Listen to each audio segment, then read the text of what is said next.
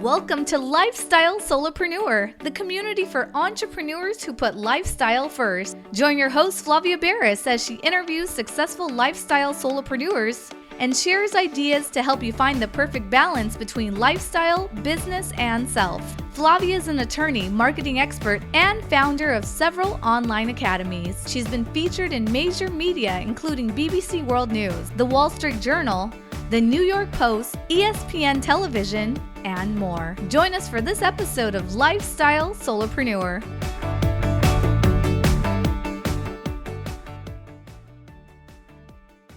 Hey, Lifestyle Solopreneurs. Today we get to meet with Joel Kraut. He is a real estate finance professional with 30 years of experience helping investors turn ideas into tangible properties and long-term wealth.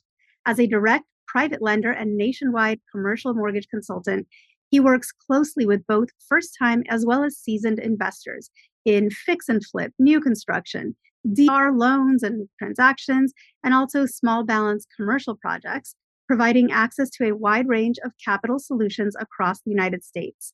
What truly distinguishes Joel is the path he has personally walked. Having been an owner, consultant, developer, and builder himself, he understands the uncertainty, calculated risk, and excitement that comes with starting or scaling a real estate journey. He is known for breaking down complex financing and approval processes into clear, practical steps so investors can make confident decisions. Welcome to the show, Joel. Thank you very much for having me. Appreciate the opportunity to be here. Thank you, Flavia. Yes, I'm excited to have you because I love real estate. I'm actually a real estate junkie myself, so I'd love to know how you got started in real estate and how you got to where you are today. So for me, it was really simple. Just with the books that are behind you, I used to commute to work back in the 90s, and I would read all the time. And there was this common theme. I read really boring stuff. I read a lot of autobiographies of really well-to-do, famous families, rich families, because I wasn't one of them. And I wanted to begin to learn what it would be that might separate them, and could I do that? And as I kept reading about all these people from all these different industries and walks of life in different countries and cultures, the common theme seemed to be real estate. They always, no matter how wealthy they were, they seemed to own some real estate, maybe different types, but that was this common denominator. And I started to think, if you want to be like Mike, you got to do what Mike does, right? So I had an opportunity from the woman who sold me my house when I moved from New York to New Jersey back in the early 1990s. Around 1996, she came to me with a deal that had clearly fallen apart on her, and she needed to close fast. She knew what I did. She knew I might have the ability to do that. And she said, "Hey, I'll take care of everything for you." And she told the truth. She really did. I basically just put up money, and next thing I knew, I owned this property and was collecting rent. It was really that simple. So it was a great first step, a little misleading because it seemed easier than it really was in real life. But along the way from there, we learned a lot. So that's really how I got started. That's not where you stopped. Clearly. Yes. No. You've taken it, I'd say, well beyond the goalpost. You're in another sort of universe by now in the world of real estate from that one property that you started with. So how did that path take you from the one property to what you do now? So I was a trader on Wall Street. I was a proprietary trader. For those of you that have seen the movie The Big Short, those types of derivative products are what we help create and trade all day. So we didn't really have any customers. We were proprietary. So I didn't trade for anyone else. We traded for our own account. So our risk tolerance and normal risk parameters compared to normal people were very different. And remember, I'm talking about the late 80s into the 90s, and technology is very different then. So as an individual, small company of a few people trading, you could compete at a very large level that you can't do anymore. That acceptance and understanding of risk enabled me to access a lot of people that were right around me on the floors of the exchanges who had a lot of money, kind of knew what real estate was, but had no time or interest, such they would put up money towards the deals. I would put in 10% of the purchase price, and they'd put up all the rest, and they would get a rate of return on their money. So I didn't realize it was called hard money lending or private lending. It was my friends giving me money and allowing me to go crazy in the real estate market, to be honest. So we did that and grew a portfolio of 144 properties in 40 months. And basically, we do the refinances. And if we could do them in bulk in portfolio, we could take all of our money back out and have no money in the deals and literally have over 100% leverage. It was in today's world, that's really Instagram-ish. Back then, I thought it was cool, but no one was really talking about it. There was no groups to even discuss it with. I just figured out how to do it quickly because that's what we did on Wall Street all day. It worked phenomenally well until things really hit the skids in '07 into '08, and then it exploded spectacularly. It sounds really cool to have over 100% leverage. None of your own money is in these deals, but it also leaves you absolutely zero room for margin of error. And the error not only is I need a new roof, new hot water heater, it could be your tenants aren't paying. And unfortunately, for a lot of us, even today, you see it, people invest too thinly. And thus, as soon as they hit any kind of speed bump, they have a problem. So we're trying to spend a lot of our time from our own mistakes and frustrations and physical financial losses to help people understand that better and be more aware of it. I took one of my own mentees this morning. He just raised his offer $30,000 on a property. And I said to Tim, I said, I think this is getting too thin. I think you need to be careful here. And he showed me his profitability evaluation tool. And I said, look, you're down to 5%. You can't go into the deal that way. So he agreed and he backed off. And we want to help people understand that and try to make better decisions from our own mistakes. So that's what I spend a lot of my time doing in today's world. And what types of real estate are your top favorites? Because that's the beauty of real estate. There's people that trade water rights or mineral rights. That's a type of real Sure. estate. There's people that build things. There's people that just buy already built out properties and rent them out. Some people love apartment buildings. Others love single family homes. What is your fave? I clearly started with single family homes. I grew up in apartment 13H, and from my own personal experience and other people around, no one ever goes to sleep dreaming of living in apartment 13H. Everyone still comes to America or is born here, and that's the dream, right? To own your own home, your own four walls, your peace, your tranquility. So I think for anybody, that's still a viable instrument. As we've grown over time, we've purchased some small mixed use buildings, multifamily. We recently bought a 15-unit building. So we're trying to strategically pick off those mid-size where the competition is lower. You and I talked off camera for a few, and you mentioned the word syndication. So I'm trying to hunt just a little bit under where those people are hunting. I don't really want to go compete with people trying to buy 100-unit apartment buildings. It sounds cool. You can build huge portfolios, but what do you really own? I don't really like that. And at this stage in my career, having a little more influence in how the project goes. I'm interested in working with my team. My team needs to be able to handle a mid-sized deal, but that team's not set up to handle 100 units at once. So we're conscious of that, but I feel like that presents great opportunities for people across America. The competition is a little lower. There's definitely competition, but it's not the same as all the people slugging it out with all types of institutional dollars going for these gigantic opportunities. The thing that's great about real estate is that it's very location based, it's regional, the different markets. Whatever's going on in one town could be very different with real estate than 10 miles down the road. So, do you have favorite areas of the country that you like to invest in, or do you like to stay very diversified and spread yourself among different markets?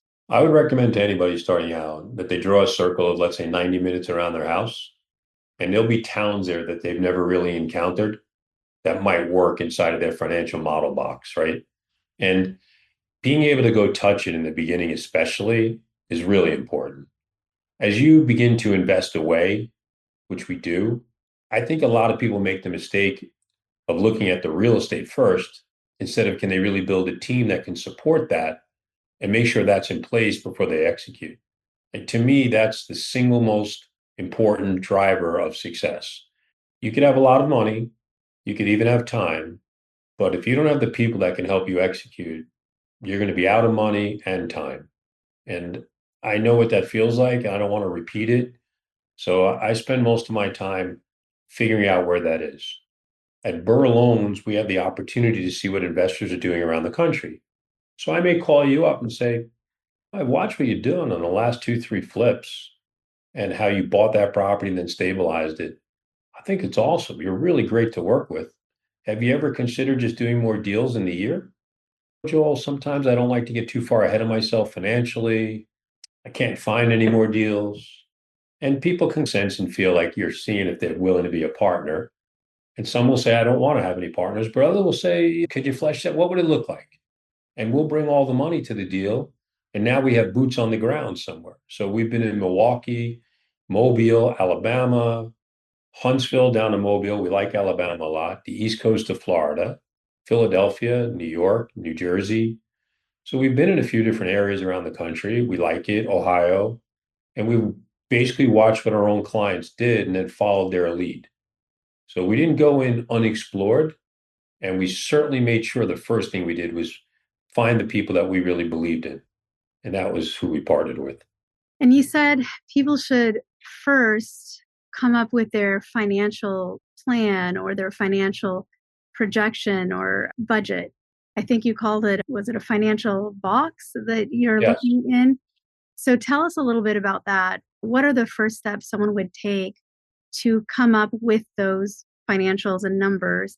Is it by following certain blogs? I know you mentor certain people. I know you can't mentor every single person who's interested in doing this, but what are some resources for people that want to jump in or at least get their toes wet? I feel like people start often in the wrong spot. I'm a really simple guy. My haircut shows you that, right? I think a lot of people to start out should just think about what is my freedom number? What does that math really look like? Because it's exciting to go buy a 100-unit building, but maybe you don't need to. Maybe if you bought 10 single family homes over the next 7 years, not even 1 year, and you started to amortize those off while you still maintained your good paying W-2 that had great benefits and added to your pension each year. And then you look down in 20 years as you amortized off those properties and each one's worth, let's say $200,000, $300,000, you have a few $1,000,000 that's free cash flowing. Does that work for what your goals are? Like you need to figure out what your goals are up front before you go run around amok. And I think too many people never really start there. Often you'll ask people, like, what's your single most important financial goal for the next 365 days? And they struggle to answer. How can you get there if you don't really understand where you're trying to go? I know that sounds maybe cliche or silly, but I like to get people to start there. We can talk about real estate, but it's not really about real estate. It's about you. What do you really want? What feels good to you? What do you like to do? I could walk you through maybe 15 different strategies of investing in real estate, but many of them aren't going to feel tasteful to you. You're not going to want to do it. It's not who you are. A lot of people don't want to go knock on doors, right? They don't want to make 50 lead calls a day to get to 5 potential phone calls. And I get that. So why don't we figure out strategies that make sense for who you are personality wise and match that up so you can feel good going to do it? And then let's build a math model around that and see what markets fit that math model. So you don't get all frustrated because, oh, I can never find that. Yeah, I live in central New Jersey. I can't find a lot of what I like. That's true. But it doesn't mean America doesn't have it, right? America is a huge country. There's great opportunities everywhere. So sometimes you have to do a little more work. You're telling me you want to be free. You're telling me you want this, you want that, you want. What are you really willing to do? Let's spend a couple of hours for the first few weeks going through that and really nailing it down. Then we could get at it. But again, if we don't know where we want to go, what are we going to just start throwing darts around for? Like, you're just going to lose money. And we don't want people to do that. So that's how I start people off. It is how I start them off. It sounds like a great foundation as that first thing to think about. Real estate has a little bit of a chicken and egg problem where a lot of people who have never been involved in real estate investing, they think you have to build wealth first to begin investing in real estate. And there's others that build the wealth by investing in real estate. Which comes first? How much does someone need to have in assets or liquidity before they can dive into the world of real estate? They need to have zero. They need to get the concept of the noise in between their ears and their own head out of their head. It doesn't matter if it's real estate or anything else you want to do. Until you believe in yourself, nothing's going to happen. And unfortunately, most people say they do, but they don't really. They're not comfortable with themselves. They're still in chaos and they need to get that calmed down. In real estate investing, you need to have two of three things. The three things in my mind are you have to show people you're willing to show up and work hard all the time. You have to learn how to source deals, and you either need to have or know where to find money. If you can put two of those three things together, the third will always fall into place. America, where I live, I can't speak about the rest of the world because I'm only here. We are only number one in one thing and one thing only left, to the best of my knowledge, and that is greed. Money wants to make money.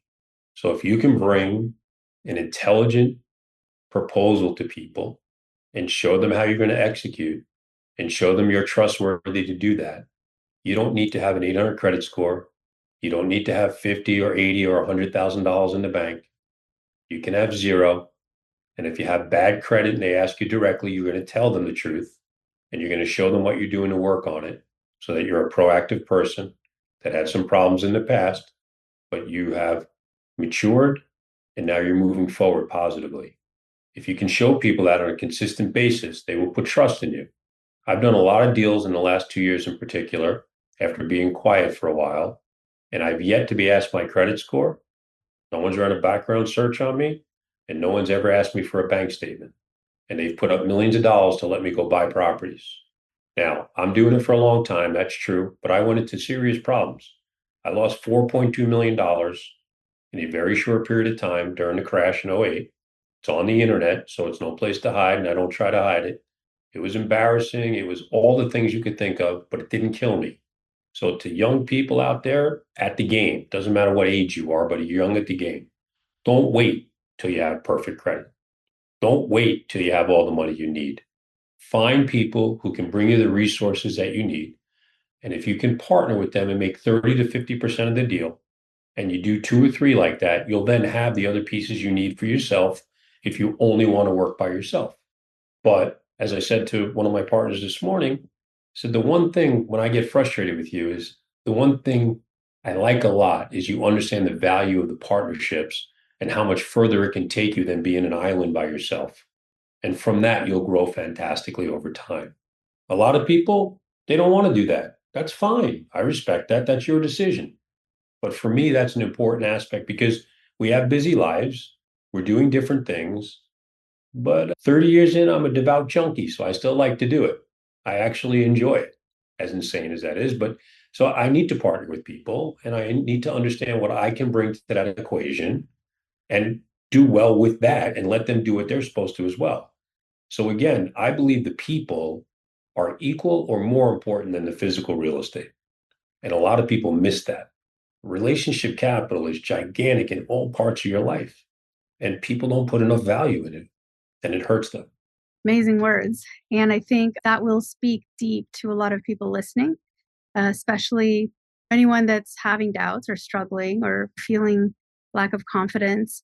It's why you mentor people, because you have the experience, you've lived it, you've seen people live it, you've helped others through that struggle and the learning curve. And it's great that you're out there doing what you do. I have to comment on your website URL because it is, for anyone that's actively involved in real estate, it's very easy to memorize and to remember. But for anyone that doesn't really work in the world of real estate at all, it may not make sense when you first hear it. But it is .com. Again, anyone listening who's in the world of real estate is saying, oh, that's amazing. I know exactly what that means. But tell us a little bit about the BRRR method. So I didn't realize I got indoctrinated to the Burr method: buy, renovate, rent, refinance, and then repeat back in 1997. I bought my first property in 96, a very basic condominium unit with a rental tenant we got in. I did some really difficult renovations to it. We painted it. We changed the mailbox, the exterior front light. I think we did change a toilet. And I paid a ridiculous amount to get that done for back then. A year later, a young lady comes to me and says, Mr. Kraut, my name's Maria. I think we could refinance your condo and you can get all of your money back out. Now I'm working on Wall Street as a trader. I'm thinking to myself, that must be illegal because it sounds way too easy. It can't be right.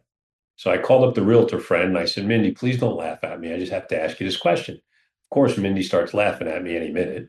It's not illegal to refinance the property. So I'm like, wait a minute, you're telling me that a bank at 12 months and a day will give me all of my money back out. And if the property is valued high enough, even give me a check on top of that, and I still own it and I still collect the rents. So needless to say, Maria opened my eyes, and we went on and did 22 more transactions together in the next 2, 3 years.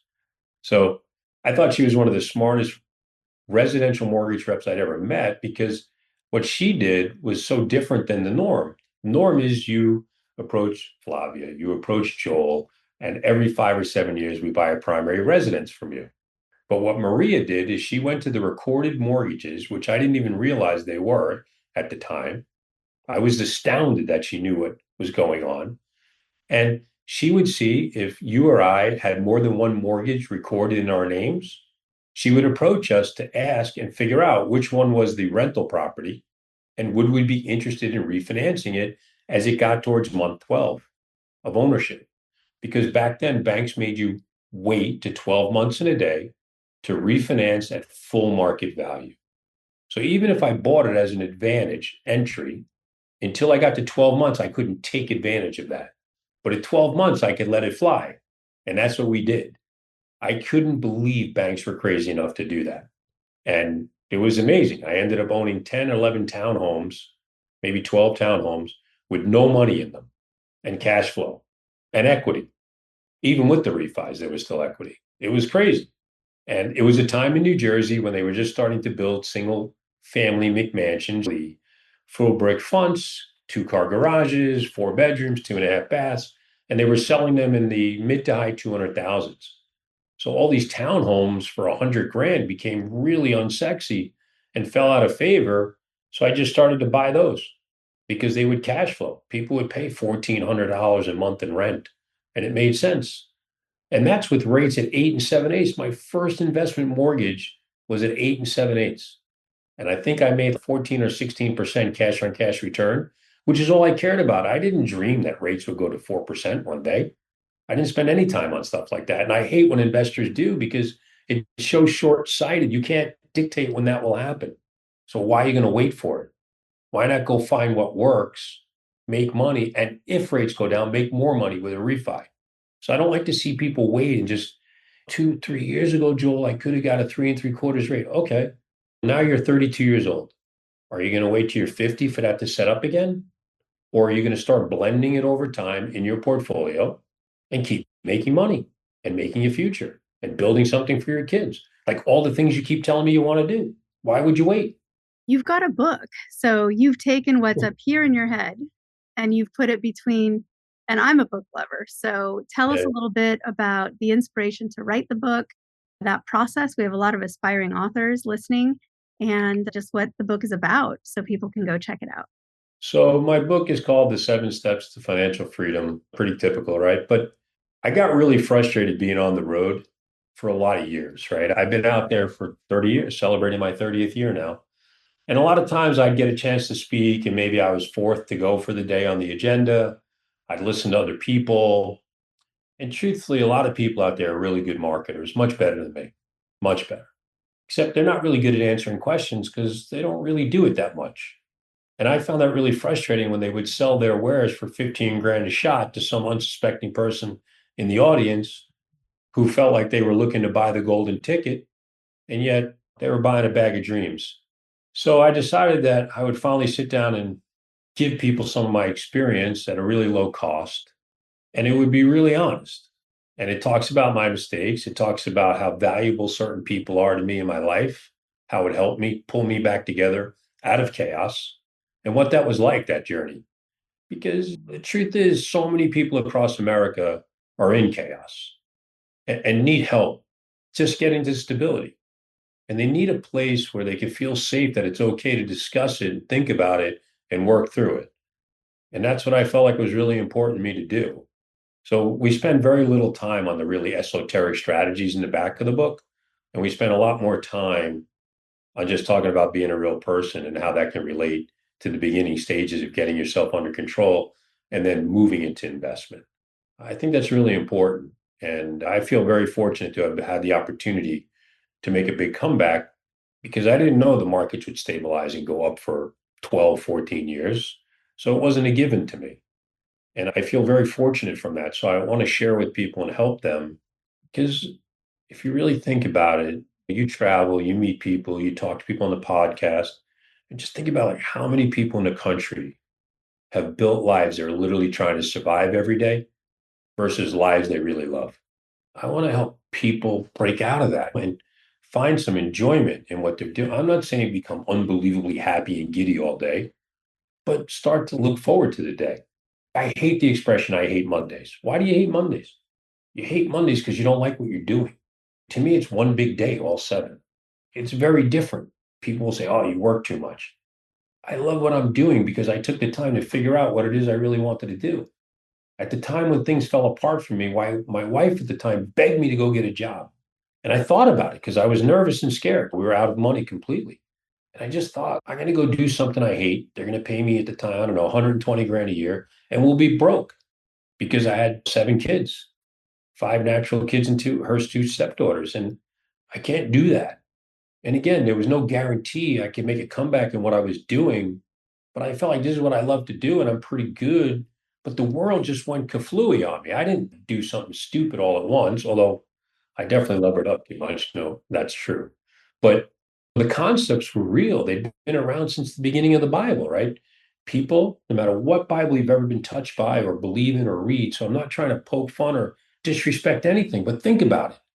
In all those verses and versions, someone is paid in some manner for a place to live, a shelter.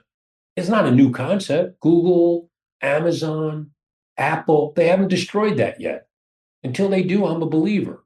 I was a young guy. We watched the Jetsons. They took a pill, they vanished overnight and came back to go to work the next morning. Could happen, but for right now, no one has shown me that yet. So I still believe in this. One of my friends owns 2,000 single family houses. He's worth, I don't know, 40, 50 million bucks.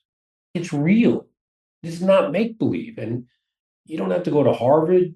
You don't need 120 IQ. You don't even need a GED. No one cares if English is your first language. Nobody cares.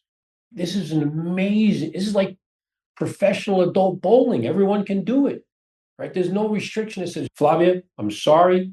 You have the intelligence. You speak beautifully. You're great to partner with. You're really smart. No, we don't want you in the real estate market. Nobody says that, right? That's what's awesome about it. I meet people from every kind of walk of life that are doing this, and it's awesome to be around. It's really cool. To me, why not? Why wouldn't you? You don't need to draft a resume. You don't need to ever put together a resume when you No, are a principal, as we call the investors in the yeah. world of real estate, which is it's unique. And But it's like you said, when you start peeling back what some very wealthy, successful people have built, oftentimes, I would say the majority of the time, you peel it back and you see there's a real estate portfolio. there's something there. It might not be the only thing. That's true. Absolutely. I don't want to mislead anybody. But there's a piece of it because they've lived in a house, they know that feeling, there's a contentment with the asset, and they believe in it. Not an esoteric cryptocurrency that they don't understand. It's not a piece of art that maybe if you don't understand what artist is trending, you get it wrong. It's not wine. It's not oil and gas. It's something they physically can understand and are comfortable with. Their kids were in bedrooms, they painted the walls, they put up posters. I don't want to overemphasize it, but it's just true. People understand that and are much more comfortable with it. You have to always be learning and you need to be open minded to other things too. But to your point, at the core, for even these well to do people who have high access to everything, they still revert back as part of their portfolio to sticks and bricks. And there's got to be a reason. It's been working for hundreds and hundreds of years. Like, why reinvent the wheel? It should be part of what you're doing. I'm not saying it should be all of it, but it should be part. Joel, how do people follow you, get in touch with you, see more of what you're doing, get your book, all of the different ways that people can learn more about your world, be in your orbit, and where can they find all these things? The easiest place is just right through the website. You go to burr.com. So B with four R's.com. And we really answer. We don't have the iBots there. We will eventually, like the rest of the world, but for now, I hate that. So we don't. We like to talk to people. And I'll just set up a time to talk with you. I talk to people all the time at night during the week and or on the weekend driving in a car. It's easy to have an hour conversation with somebody and just see where they are on their journey. Some people have hit me up after reading my book. They went on Amazon and bought it. You can buy it for $9.99. We try to keep it simple. The audiobook is 99 cents. Again, I wanted to make anything that I could help people with and share with very accessible. To me, that was very important.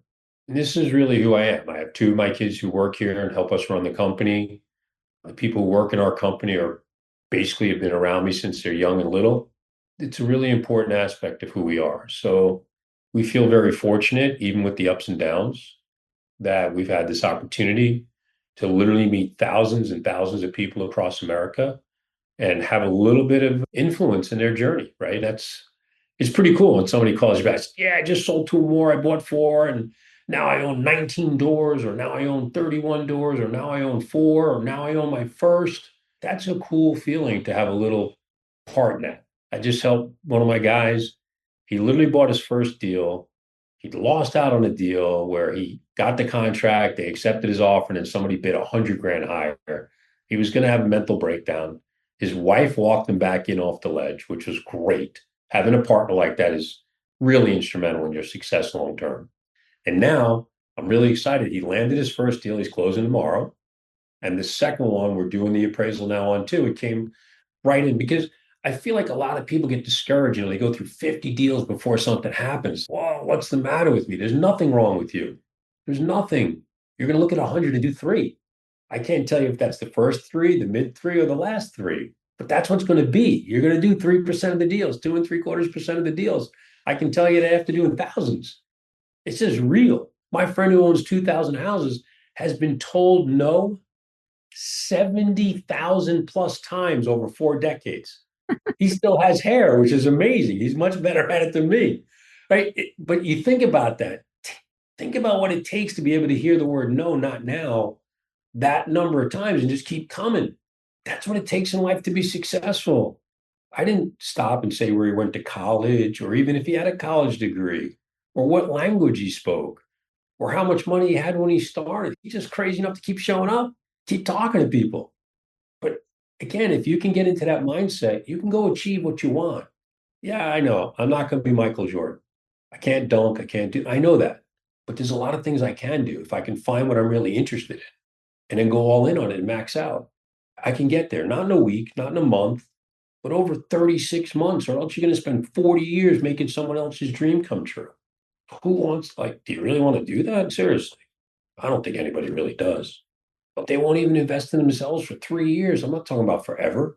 You could change your life from the years 45 through 48, 63 through. One of our business friends who's becoming a friend, Chuck, down in the mid Atlantic states, at 70 years old, he started the journey. Now he's literally traveling the world doing amazing things, donating to charities and participating in that, and has enough money to live his life on his own terms. He started at 70. He was a broke guy, school teacher, wife divorced him late in life. The whole story was miserable. But instead of just woe is me, he sucked it up, figured out what he wanted to do, and then met some people of like-minded nature and pushed himself. It's there for people. They need to find communities where they can feel safe and good and then press it. You know, we can't wait for the government to do that. We have to do that individually, interpersonally. But it's there to be had, and there's a lot of good people out there.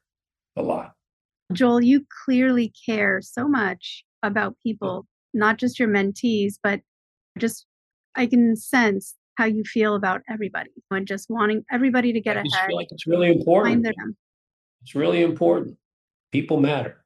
Thank you for being not only on the show today, but for writing your book, for mentoring so many, for you're a housing provider. You've provided people with safe places to live and have their own dreams. You've got the full gamut. And again, I'm very grateful for you being on the show today to share your point of view, your journey and experience and expertise with all of us. And it's really been a privilege. Thank you, Joel. I really appreciate the opportunity to be on with you. Thank you. I think these opportunities are really important for all of us because it gives us a chance to show a window of opportunity for other people. And you just never know who you're going to touch. And that's the awesome part of it all, to be honest. Thank you, Joel. Thank you. Thank you. Guess what, lifestyle solopreneurs? If you don't yet have an online business earning you enough passive income to live the life of your dreams, I'd like to suggest you consider trying out Kajabi. Kajabi is an all-in-one solution where you can create and teach online courses, publish a paid newsletter, launch a free or paid podcast, process payments, build one-on-one coaching portals for your clients, and much, much more. I personally use Kajabi to power numerous successful and profitable online businesses. Lifestyle solopreneurs, there's a free trial of Kajabi waiting for you at this link, www.kfreetrial.com. You can try Kajabi for free, no obligation, by going to www.kfreetrial.com. Again, kfreetrial.com, and that K stands for Kajabi. Starting an online business helped me break free from that corporate grind, and I hope it does the same for you. You have nothing to lose and absolutely everything to gain. Thanks so much for tuning in today. Don't forget to subscribe to the show, and see you next time.